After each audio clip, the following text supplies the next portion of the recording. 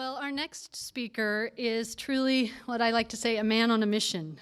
Phoenix has a passionate champion for education and literacy in Mayor Stanton. To give you just a sampling, he formed the Arizona's Mayor's Education Roundtable. He reopened the city's education office, and earlier this year he launched Read On Phoenix to support and promote children's literacy here in the state capitol. Read On Phoenix has become a model of how to leverage city services and systems to extend resources, expand capacity, and bring additional literacy services to the children who need them. So this is a mayor that is serious about reading. Please help me welcome Mayor Stanton.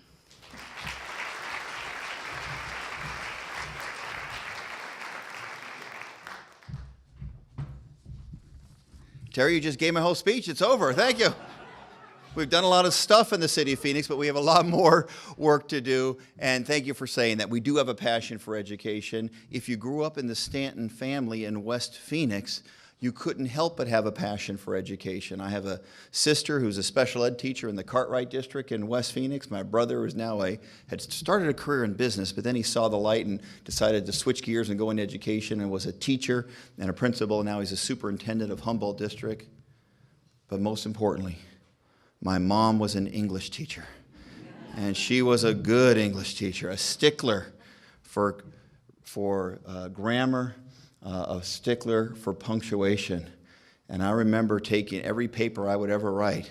Oh, she had that red ink on it. My papers would bleed, and she would make sure that I was a good reader and a good writer. And nothing bugged her more that when we would bring papers home from school and the grammar was not correct. And one day, it'll stick in my memory forever. When I was in third grade, a teacher stuck a note to my shirt with a needle. I don't know if they still do that anymore. And I had to walk home with this note to make sure my mom saw it. And my mom read the note, dutifully did what the teacher asked, but then she corrected the grammar and the punctuation and wrote with the red pen on. And next morning, put that pin right back on my shirt, and I had to do the walk of shame and give my teacher the note that my mom had corrected the grammar and English. And yes, it was embarrassing, but man, did she teach her kids to be good readers and writers, and that will stay with me the rest of my life. So if you grow up in the Stanton household, you have to have a passion for education and a passion for reading. I want to thank every single person in this room for being here, for being part of the team. Terry, you're a great coach of this team, what you're doing at the state level. And Phoenix is proud to be partners with everyone because everyone has a role and responsibility for us to accomplish our goals. As I mentioned in the lunch that we were with before, this is not a touchy-feely proposition that we get kids reading by third grade, that we significantly up our game in early childhood reading. It is mission critical for the future of this community. We know, you mentioned earlier, all the positive things that we want to happen in the lives of children in terms of going on to graduate high school, moving on to college, having the income levels and the quality of life that we want every single person in our community to have. Happens when you get that child reading at grade level by third grade. But mayors and city people are uniquely positioned to make the case that it's mission critical for our economy, that if we don't accomplish this goal, none of what we're trying to achieve as a community in terms of a higher educated workforce, higher incomes, attracting the jobs and have the kind of economy that we want is achievable. And the game has changed. We are no longer, as a region, just competing against other regions of the country. It's an international economic development competition. And I think with the team that we've got in this room and the team that we're going to continue to acquire to achieve our goals, I like my teammates and I'm an optimist. I think we are going to accomplish our goals. But we know we have a long way to go. In the city of Phoenix, 30% of our young people are not yet reading at third grade level, tens of thousands of students. And I know that the legislature has passed some tough new requirements, move on when reading. Yes, they've passed some tough new graduation requirements, Common Core. Are we still allowed to call Common Core? I don't know. But the tough new standard. No, college and career readiness. John will correct me when he gets up here. John Huppenthal. But that we have tough new standards for graduation. And yes, we all wish our friends of the legislature would give more resources to our schools to accomplish that goal, but we as a community can't simply say that it is their responsibility or the legislature's responsibility. All of us have to roll up our sleeves and be a part of a solution. To accomplish those tough new requirements, we can do it, but we're going to do it as a team. And the City of Phoenix, our team, accepts that responsibility. And we as a city, we have so many opportunities where we interact with young people through our public libraries.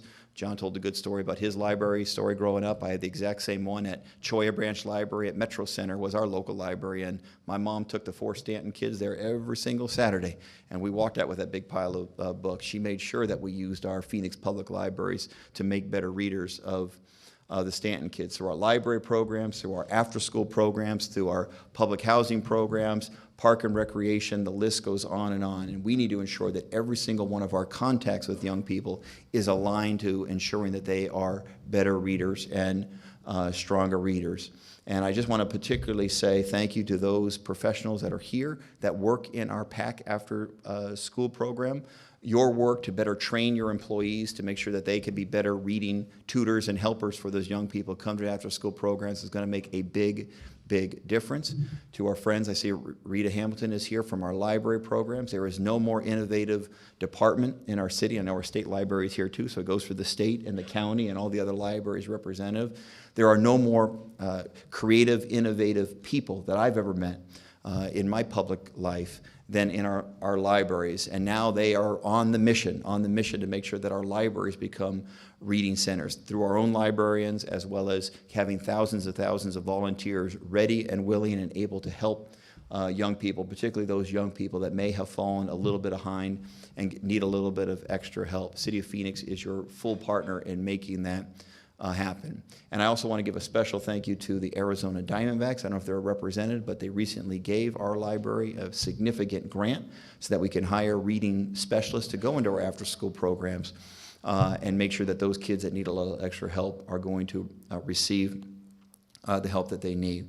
Look, it takes a team. It takes not just government, it takes our educators, parents, of course, guardians, aunts and uncles, grandparents. Every adult who touches the life of a child needs to be on the team to making sure that that child is reading at grade level by 3rd grade. Government, families, schools, teachers, staff, administrators, school board members, business community. The business community is critical for us to accomplish this goal. The nonprofit community, the faith community, and of course, the foundations. And I know that this effort, Read On Arizona, Read On Phoenix, has really galvanized our wonderful foundations. I want to call them out by name: Piper Trust, Helios, we love Helios Foundation, Arizona Community Foundation, Arizona Republic is here represented as on board, United Way.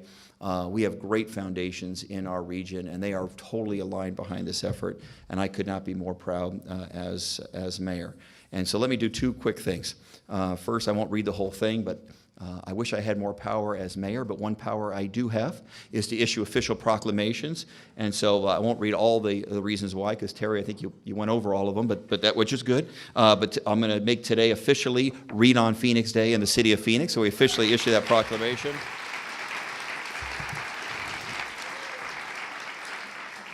And then finally, for everyone in this room and everyone who may be watching online or when, in addition when KAT runs this later on, I want every single person in the city and the valley and the state to take the pledge.